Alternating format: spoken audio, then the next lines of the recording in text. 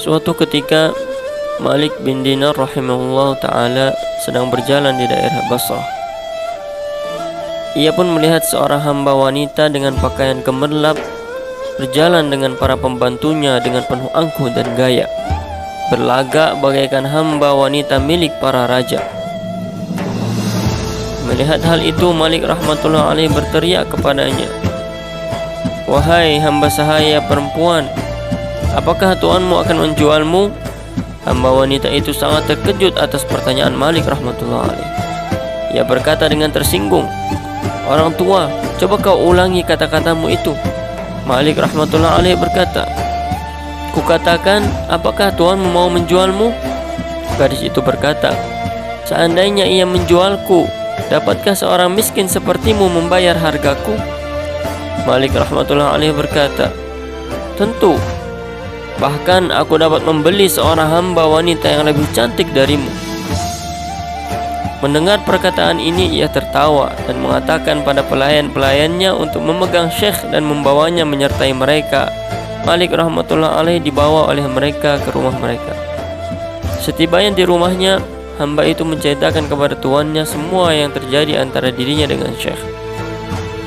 Tuannya tertawa terbahak-bahak dan meminta agar laki-laki miskin itu dibawa ke hadapannya.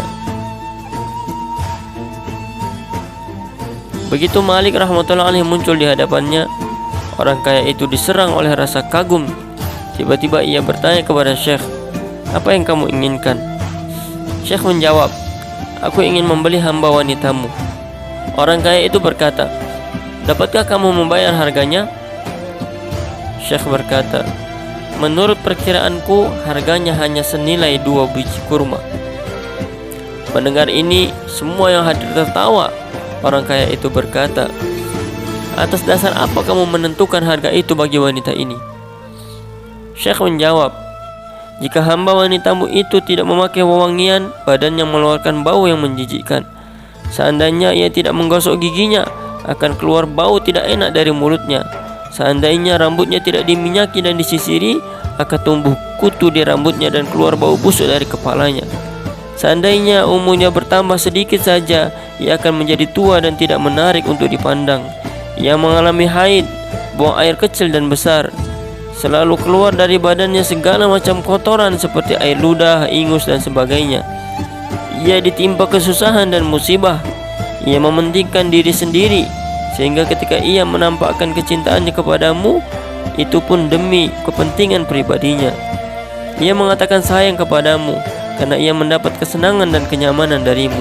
Seandainya hari ini ia mendapatkan kesusahan darimu, maka cintanya akan berakhir.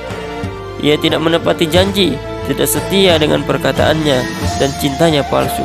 Seandainya kamu menyuruhnya pergi atau kamu mati, ia akan pergi ke pangkuan orang lain, dan ia juga akan mengaku cinta kepadanya. Aku mempunyai hamba sahaya perempuan yang ribuan kali lipat lebih baik darinya, dan harganya pun lebih murah. Ia terbuat dari intisari kampar dengan campuran kasturi dan za'afaran yang dibungkus dengan mutiara dan nur. Jika ludahnya dimasukkan ke dalam air tawar, maka air tawar itu akan menjadi manis. Jika ia berbicara dengan orang mati, maka orang mati itu akan hidup. Jika pergelangan tangannya ditampakkan di depan matahari, maka matahari akan redup cahayanya. Jika ia datang di tempat yang gelap, maka tempat itu akan menjadi terang benderang. Jika ia tampak di dunia dengan semua perhiasannya, maka dunia ini akan penuh dengan bau wangi dan gemerlap. Hamba wanita itu telah dipelihara di dalam taman kasturi dan za'afaran. Ia bermain-main dengan ranting yang terbuat dari yakut dan marjan. Ia bertempat tinggal di istana-istana yang penuh dengan kenikmatan, minum dari air tasnim, sebuah sungai dari sungai-sungai surga. Ia tidak pernah mengingkari janjinya, cintanya tidak berubah. Sekarang coba katakan, hamba sahaya yang mana yang patut untuk kita beli?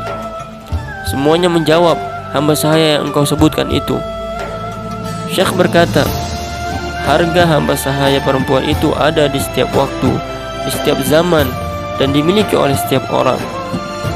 Ketika ditanya berapa harganya, Malik rahmatullah alaih berkata, seorang gadis dengan kebaikan dan keunggulan seperti itu dapat dimiliki sebagai balasan atas perbuatan-perbuatan baik walaupun kecil, seperti mengambil sedikit waktu pada malam hari untuk berdiri dalam ketaatan, mengerjakan setidak-tidaknya 2 rakaat salat tahajud dengan alasan yang murni semata-mata mencari ridho Allah.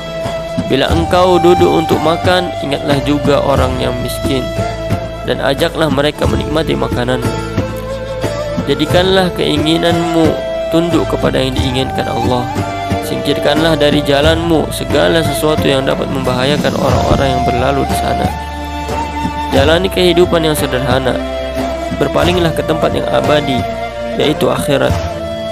Jika kamu bersungguh-sungguh dalam perbuatan-perbuatan baik ini, kamu tidak saja hidup terhormat di dunia, tetapi juga tidak akan mengalami kegelisahan di akhirat, dan akan dibangkitkan dengan kedudukan yang terhormat dan tinggi, tinggal selama-lamanya di jannah, tempat penuh rahmat yang abadi, di dalam lingkungan yang diberkahi oleh Allah Subhanahu wa ta'ala, Raja dari kekuatan abadi.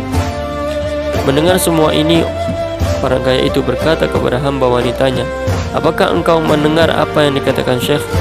Hamba wanita itu berkata, "Ia telah mengatakan kebenaran, mengingatkan kita kepada keyakinan yang benar dan memberi nasihat yang baik kepada kita."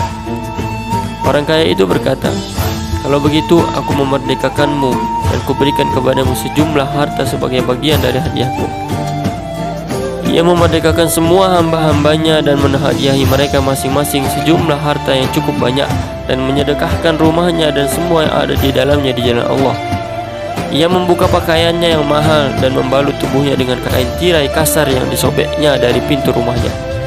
Hamba wanita itu berkata, "Tuanku, aku pun akan mengikuti cara hidupmu, karena bagiku tidak ada lagi daya tarik di dalam kenikmatan kehidupan dunia ini." Kemudian ia pun menyedekahkan semua pakaiannya, perhiasan-perhiasan dan barang-barang berharga dan juga perabot-perabot rumah tangganya. Ia memakai pakaian dari bahan kasar dan menjalani kehidupan yang sangat sederhana bersama tuannya. Malik rahmatullah alaih meninggalkan mereka dan mendoakan keberkahan Allah SWT atas kedua orang itu, majikan dan hamba wanitanya, yang telah melepaskan kesenangan hidup mereka, meninggalkan kemewahan duniawi, dan mengabadikan hidup mereka untuk beribadah kepada Allah Subhanahu wa ta'ala. Dalam keadaan seperti itulah mereka berdua meninggal dunia.